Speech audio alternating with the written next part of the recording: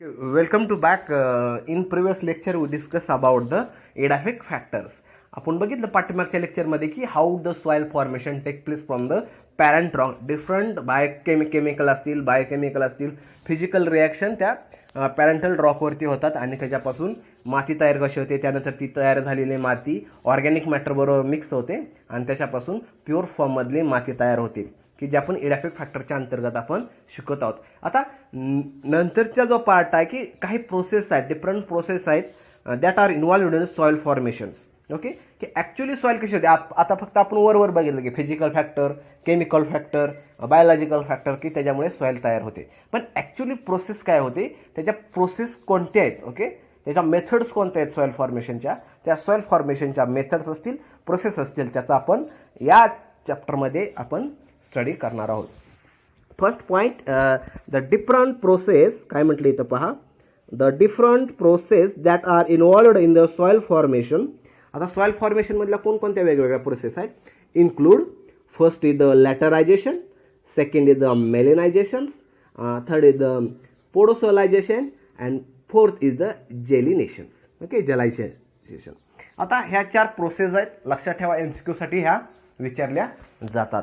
आता त्यातली पहिली जी प्रोसेस आहे, that first process it is known as the laterisation. Okay, laterisation. आता what is means by the laterisation and what happens inside it. आता इथं बघा, ही प्रोसिजर कोणत्या एरियामध्ये होते, इन ट्रॉपिकल एरिया म्हणजे ज्या एरियामध्ये आपण राहतो, where comes under the tropical area. In tropical area due to high temperatures. आपल्याकडे बघितलं आपण, in the summers we are receiving high temperature and high rainfall, and during the rainy season most of the Indian part, that is western Ghat, eastern Ghat, okay, this part or north part, but receive the high rainfalls. In tropical area, due to the high temperature and high rainfall, silicate minerals are leached in the form of salicylic acids. जी silicate minerals आहेत rock मधले, ते काय होतात, leach out होतात due to the in the form of silicic ॲसिडच्या फॉर्ममध्ये. जे रॉकमध्ये जे सिलिकेट मटेरियल ते काय होतात, लीच होतात का, तर हाय टेम्परेचर आणि हाय रेनफॉलच्या इंट्रॅक्शनमुळे. And their accumulations of sesquioxide of aluminium, आणि इथं ॲल्युमिनियमचे सिक्विसाइड काय होतात, तिथं डिपॉझिट होतात. And iron in the soils, आणि जे त्या खडकामध्ये असलेले जे आयर्न आहे ते काय होतात, त्याच्यामध्ये डिपॉझिट होतात सॉइल तयार होताना. This accumulation of this sesquioxides called as a laterisation. आणि ह्या अक्युमुलेशन ऑफ दिस सिक्विसाइड्सला काय म्हणतात, लॅटरायझेशन प्रोसेस म्हणतात. लॅटरायझेशन प्रोसेस कुठे होती, this are mostly happen in to the tropical area. In the tropical area this area receive high temperature as well as a high rainfall. Due to the high temperature and rainfall the silicate materials are present inside the rock. Okay, they are leached in the form of salicylic acids. Okay, these salicylic acids as well as the silicate of aluminums and iron, these are mixed with the soils, and this is process, this accumulation of these silicate is called as a laterization, and त्यामुळे काही laterization process होते. Then next is the melanizations.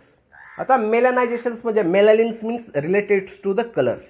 आता मेलॅनिनमध्ये काय होतं बघा, आपल्याला माहिती आहे, ज्या शरीरामध्ये मेलॅनिन कमी असतं त्याच्या शरीराचा कलर हा गोरा असतो.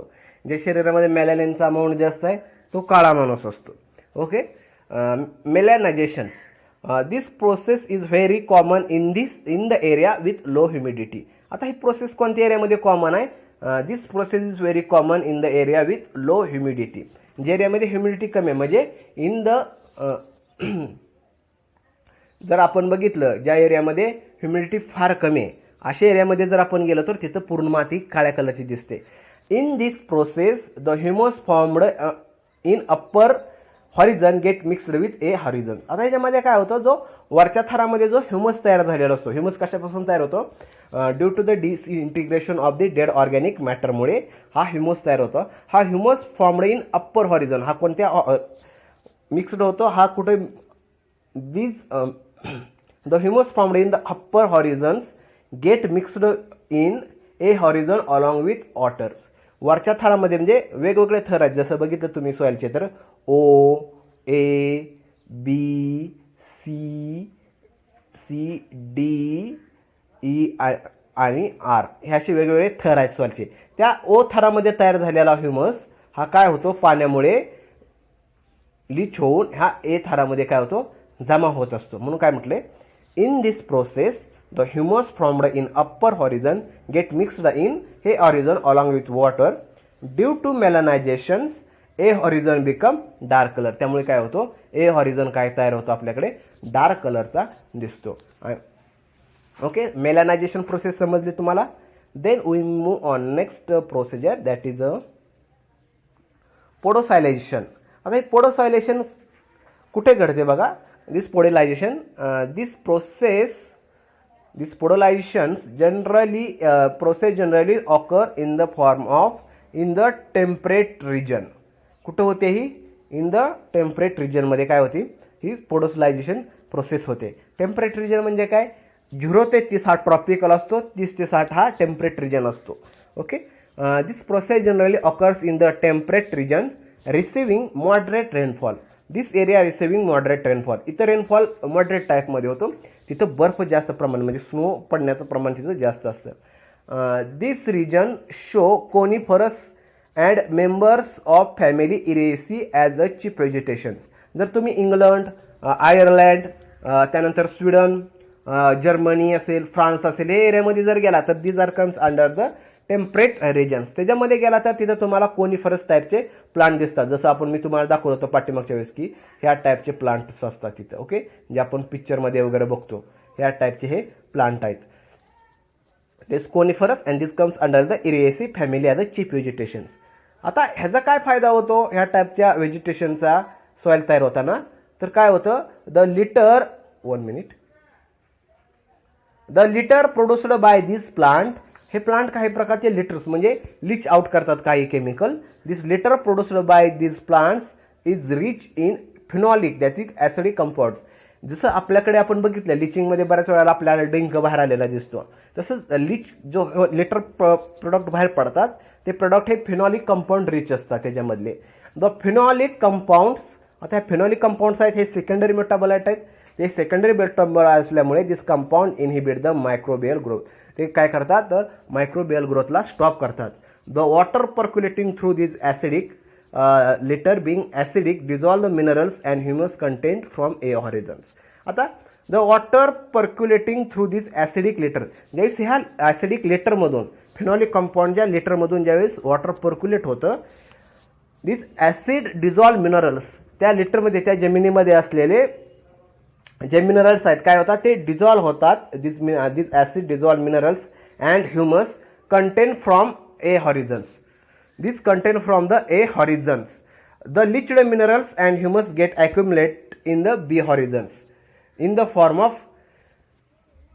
आता काय होतं, आता ए हॉरिझन्समध्ये असलेले जे मिनरल्स आहेत त्याच्यामधून हे फिनॉलिक कंपाऊंड जे आहेत ते पास झाल्यामुळं ते काय होतात, द ह्युमस कंटेंट ते dissolve minerals and humans content from A horizon. A हॉरिझनमध्ये जो आपण पाठीमागच्या वेळेस बघितलं की तो ह्युमस जो डिपॉझिट झालेला असतो तो काय करतो, डिझॉल्व होतो आणि तो खालच्या थरामध्ये जाऊन साचला जातो. Therefore the leached minerals and humus get accumulated in the B horizons. त्यामुळे ह्या बी हॉरिझनमध्ये काय जातं, हे ह्युमस आणि मिनरल जाऊन डिपॉझिट होतात. म्हणजे हा काय तुम्हाला जर बघितलं आपण टेक्निकली, हा ए हॉरिझन आहे, हा बी हॉरिझन आहेत. ओके, ह्याच्यामध्ये जो ह्युमस आहे, जे मिनरल्स आहेत, ओके, ह्याच्यावरून फिनॉलिक कंपाऊंड पास झाल्यामुळे हे ॲसिडिक असल्यामुळे काय होतात, हे ह्युमस आणि मिनरल्स काय होतात, विरघळतात आणि लीच होऊन काय ह्या बी हॉरिझनमध्ये जाऊन डिपॉझिट होतात. त्यामुळे ए हॉरिझन्स हा बी हॉरिझनपेक्षा कसा कमी काळा कलर दाखवतो. दे show the colourless layer accumulated in the B horizon in the form of hard, okay, 1 minute, hard distinct layer due to the loss of chemical. The distinct layer, hard layer तो तयार होतो कारण chemical आणि minerals आणि humus त्या लेअरमध्ये जाड झाल्यामुळे हा काय एकदम जाड प्रकारचा एक लेअर तयार होतो. Due to the loss of the chemical the A horizons become light ash colored. Due to the loss of some chemical and humus, these A layers show the light colors as compared to the B. B show the dark color. This process is called as podoslation. This process is known as the podosolizations. The soil developed by this process, the soil which are produced by this process is termed by the podosols. Okay, this will be the ask from MCQ. Podosol soils is formed by dash dash process, that is the podosolization process. The next process is the gelinization process. Now what is meant by the gelinization process? Under waterlogging conditions, you know that when at a particular place water is deposited for a long time, okay, this is known as the waterlogging condition. The rate of organic matter decomposition is very slow, as well as this soil become blue gray or gray color due to the accumulation of ferrous compound in the soil. Okay, what happened in the waterlogging conditions? In the waterlogging condition, due to the deposition or storage of the large amount of water, there is a rate of the decomposition of the organic matter is decreases. Okay, therefore no organic matter decomposed, therefore though no mixing of this organic carbon as well as the humus in the soil take place. Okay, therefore this soil become blue gray. Why they show blue gray or gray colored? Due to the accumulation in this type soil, there is the accumulation of the ferrous compound in the soil take place. Therefore this soil show the blue and gray colors. Due to this reason, there is accumulation of due to the accumulation of the ferrous compound, there is accumulation of the sticky compact layer of blue gray or gray colored at the bottom of B horizons. There is accumulation of the sticky compound layer blue green or gray color at the bottom of B हॉरिझनच्या बॉटमला जो आहे या ठिकाणी sticky compound असा blue grey किंवा grey कलरचा तिथं काय थर तयार होतो. This process is known as the gleisation. जसं जेल आपण माहित आहे की जेल आपण बऱ्याच वेळेला आपण चेहऱ्याला लावतो जेल. ओके, त्यानंतर केसाला पण जेल होतो. जेल कसा एकदम पातळ असा एक थर असतो जाडसर, तसाच थर काय तो बी हॉरिझॉनला ग्रे आणि ब्ल्यू ग्रे कलरचा जमा होतो. And this process is known as the gleization. ह्या प्रोसेसला काय म्हणतात? This process is known as the gleization. And the soil formed by gleization is termed as the gley. त्या सॉइलला काय म्हणतो आपण? ग्ले सॉइल म्हणतो. ओके, तर दिस इज अबाउट द जेलिनायझेशन. हे आपण 4 प्रकारच्या आपण प्रोसिजर बघितल्या. ओके, नेक्स्ट लेक्चरला आपण सॉइल प्रोफाइल पाहूया. We have stop here.